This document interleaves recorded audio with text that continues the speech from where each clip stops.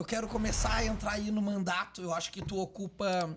Não, agora tu já tá no final do teu mandato. Eu quero saber, se tu pudesse avaliar dentro desses 4 anos, qual foi o teu feito mais considerável dentro desse teu primeiro mandato como vereador, Jurandir? Eu acho que é a constância.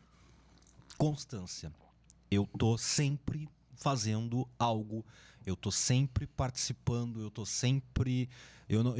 se fosse para destacar um momento especificamente, a gente tem um momento que é assim, eu tive o prazer de participar disso. A gente aprovou já no primeiro ano de mandato um projeto de lei que estabelece a política municipal de agroecologia e produção orgânica. Nós temos em Pelotas uma das melhores leis de agroecologia e produção orgânica do país. Referência, inclusive, para outros lugares. As pessoas vêm aqui buscar, pedem cópias, pedem para receber e tudo mais. O processo de formação dessa lei foi muito interessante, porque a gente conseguiu juntar um monte de gente. Quando eu penso em legislar, eu penso em coisas desse tipo. Juntar um monte de gente. Qual é o nosso problema? O que tem que estar na lei? Não é eu lá, do alto do meu brilhantismo, sozinho, ou com a minha assessoria, fechado num gabinete, dizendo que essa lei vai ser boa por causa disso. Não, a gente vai discutir a lei com as pessoas. Qual é o problema? Quais são as soluções? O que tem que estar na lei, o que não precisa estar na lei, mas a gente desenvolve depois e tudo mais. Então, de episódios, eu diria que esse é um episódio importante do primeiro ano. A fiscalização e o trabalho que a gente fez de informação durante o período da pandemia em relação às vacinas, eu sou muito orgulhoso disso, porque eu poderia ficar numa posição de criticar a Paula porque a vacina não chegava, ou de dizer que a culpa era do Bolsonaro. Então, eu fazia essas críticas quando era necessário fazer, mas eu também informava as pessoas, vai te vacinar em tal lugar, a prefeitura organizou direitinho, fazia propaganda do local de vacina lá quando teve no centro de eventos, né? Vamos levar as pessoas para lá para vacinar, porque isso é importante para nossa saúde coletiva, né? Então eu vejo que a gente tem uma constância fundamental de trabalho, que é entender o que está acontecendo naquele momento, como a gente se posiciona naquele momento, qual é o momento de criticar, qual é o momento, inclusive, de apoiar medidas do governo.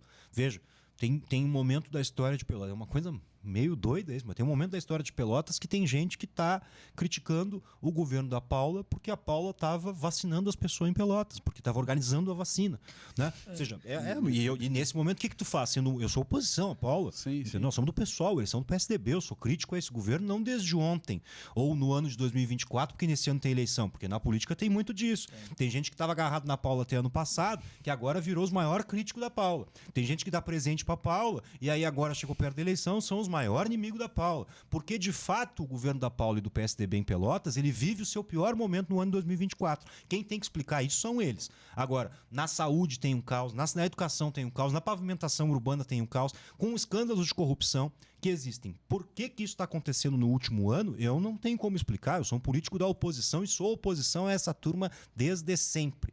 Criticamos essa turma desde sempre. Não por uma questão pessoal, eu não gosto da Paula, eu não gosto do Eduardo, mas uma questão de projeto político. Na nossa opinião, eles representam o projeto dos ricos. Eles não representam a mudança que é necessária para Pelotas, que é uma cidade que se constituiu em cima de trabalho escravo, de um dos processos de escravização mais violentos do país inteiro, e até hoje não fez justiça social em relação a isso.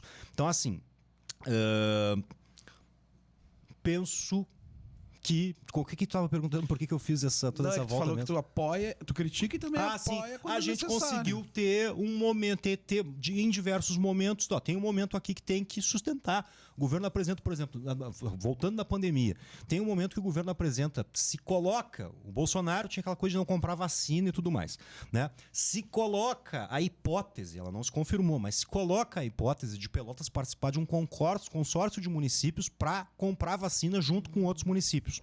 E vai um projeto de lei em regime de urgência para a Câmara. Eu sou o maior militante desse projeto. Era um projeto da Paula.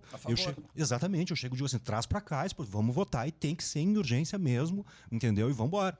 Né? E fizemos e foi aprovado. Não se comprou vacina pelo município naquele momento, porque aí se organizou nacionalmente. Me parece, inclusive, que teve um tema de legislação nacional que impossibilitou que os municípios fizessem, os estados, quem tinha que comprar era o governo federal, de fato.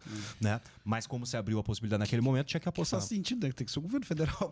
Tinha sido, né? Jurandir, e qual foi a maior derrota dentro desse teu primeiro mandato? Um projeto ou uma ideia que tu achou que ia passar, ia conseguir executar?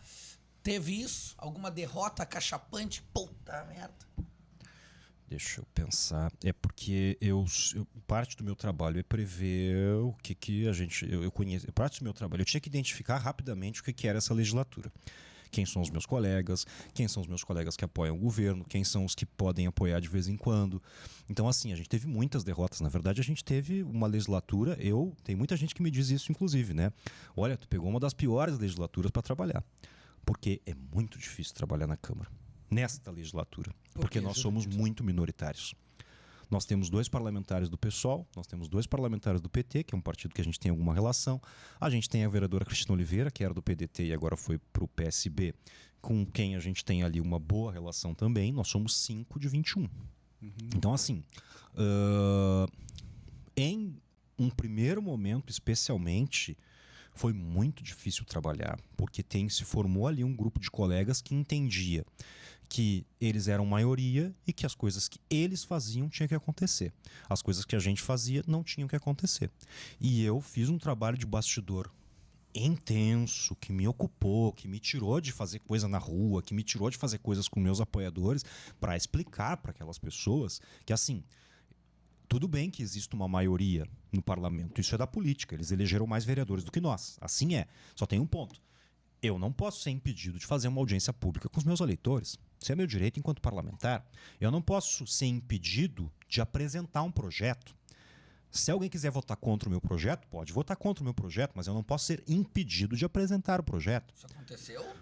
Não exatamente de apresentar o projeto, mas tinha um elemento de já, assim, quase de boicote. De boicote. Por exemplo, audiência pública, que para o meu tipo de eleitor histórico é coisa fundamental. Preciso chamar as pessoas para a gente discutir determinada questão. Foram várias que a gente fez durante o mandato, né? Para que o regimento da Câmara, a legislação municipal me permite. Se eu não descumprir a lei, eu posso fazer. Eu tenho direito, eu sou parlamentar, eu posso convocar uma audiência pública e presidir essa audiência pública. Quando eu vou fazer uma audiência pública, eu tenho que conversar antes de ir para a votação. Eu converso com 12 parlamentares aproximadamente.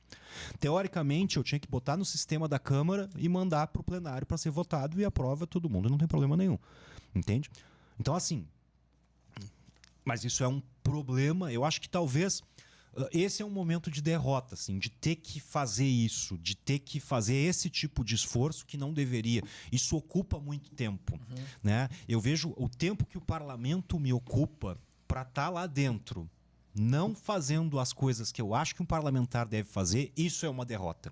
Eu luto contra isso quase que todos os dias. E tem dias que eu sou derrotado, posso dizer isso. Tem dias que eu entendo assim e falo para os parlamentares, digo, gente, aqui o que nós temos para fazer hoje dentro desse espaço é até as 2h da tarde, por exemplo. Depois disso nós não precisamos mais. Só que aí um inventa que tem que ficar, porque tem que discutir mais não sei o quê, e eu já sei o que é o não sei o quê, e sei que aquele não sei o quê não vai levar para lugar nenhum, entendeu? Que aí tu pode sair de lá às 2h, aí tu vai visitar a Dona Maria no bairro tal, saber qual é o problema do bairro dela, por que tem aquele buraco, não sei o quê e tudo mais, qual é o problema da escola A, B, C ou D, sabe? Eu me sinto derrotado.